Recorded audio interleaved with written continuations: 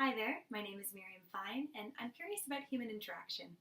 I'm curious about the places where we interact with governments, with technology, with cities, with information and education, and each other. And mostly I'm curious about what works and what doesn't work and why. I'm always wondering how we can make things better.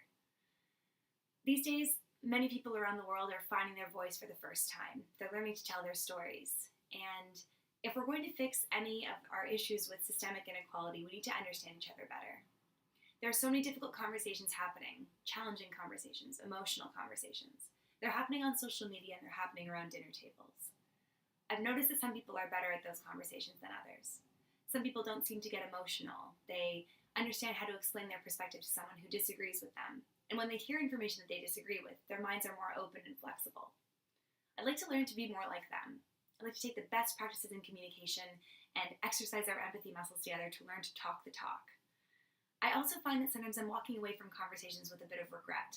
And people tell me that they see something happen that they know is problematic and they don't know what to do about it in the moment. We have scripts for dealing with situations like this in other areas of our life. If someone were on fire and you would tell them to stop, drop, and roll. But I'd like to work on a shared language that will help us stick up for each other and avoid the bystander effect if you do see something that's problematic. How to walk the walk. So those are my two big questions. How can we have better conversations, and how can we deal with problematic situations in a way that other people around us can understand and help with to make things better for everyone? I'm curious about those questions in the context of our everyday lives and as well online in the digital world.